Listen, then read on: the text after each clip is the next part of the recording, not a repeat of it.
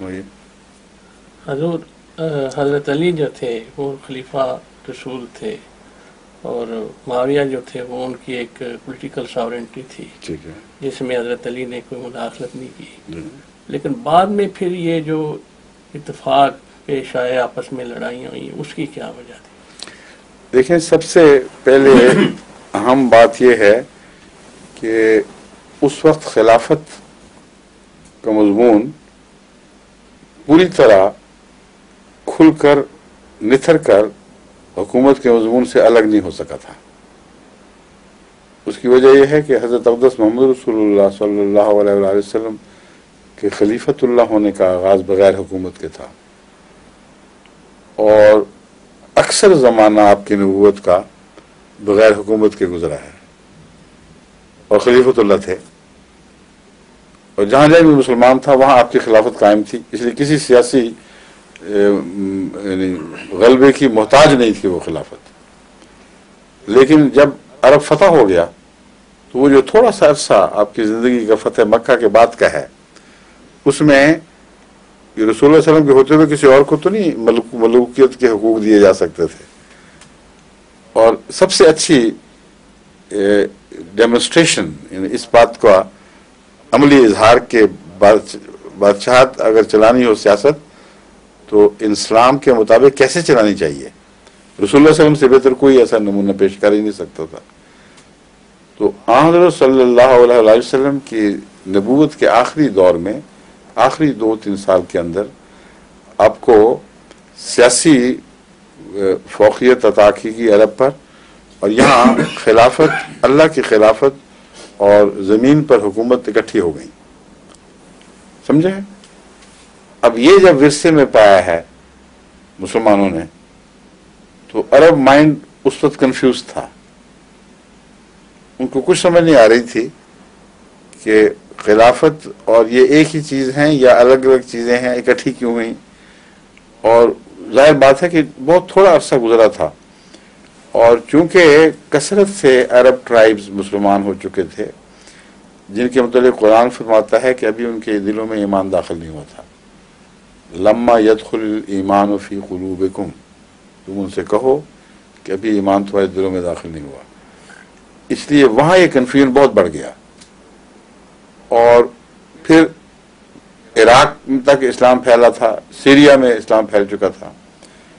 وہاں اور بھی زیادہ یہ کنفیوژن بڑھ گیا، اور ملوکیت ہی کو خلافت سمجھا جانے لگا،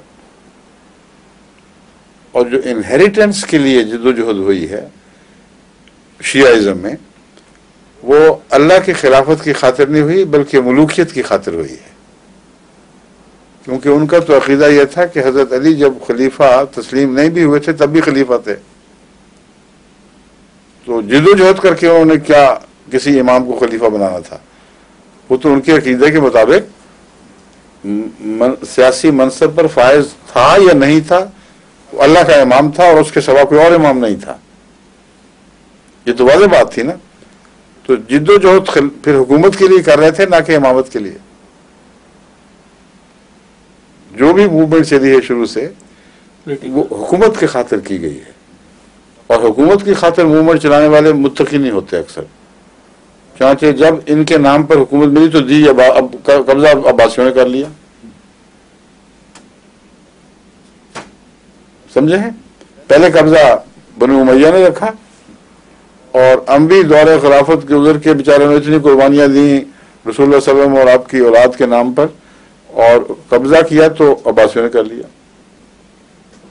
اس کے بعد ایران کی حکومت جو قائم ہوئی الگ،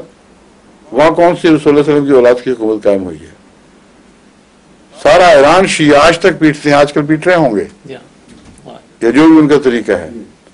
لیکن آل رسول کو حکومت نہیں دی انہوں نے۔ وہ جو پہلی خاندان و فلاں خاندان و فلاں آئے، کہاں آل رسول کو حکومت سپرد کی گئی کبھی کوئی؟ کچھ صفوی کو فلاں خاندان، تو صاف پتہ چلا آج کل ہے کچھ انہوں نے کہتے ہیں وہ اپنے آپ کو جو ہاں نہیں جو اسٹرکچر بنایا ہوا ہے اس میں کچھ ان کو بڑی دیر کے بعد ہوش آئی ہے، 1400 سال کے بعد خیال آیا میں تو بتا رہا ہوں جب موومنٹ تازہ تھی، جب ایک بامقصد موومنٹ چلائی گئی، مرکزی اسلامی حکومت کو کمزور کیا گیا، اس کے خلاف باغیانہ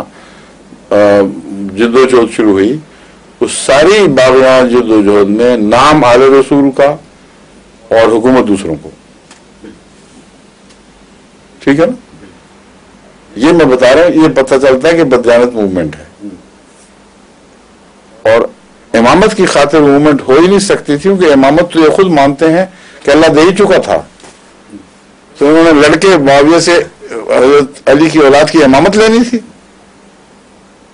جب قبضہ کیا غالب آئے تو وہ اس امامت کی بحث ہی نہیں پھر اٹھتی، کس سے اور ہو جاتا ہے، اس لیے اب کہتے ہیں وقت ختم ہو گیا. السلام علیکم، خدا حافظ.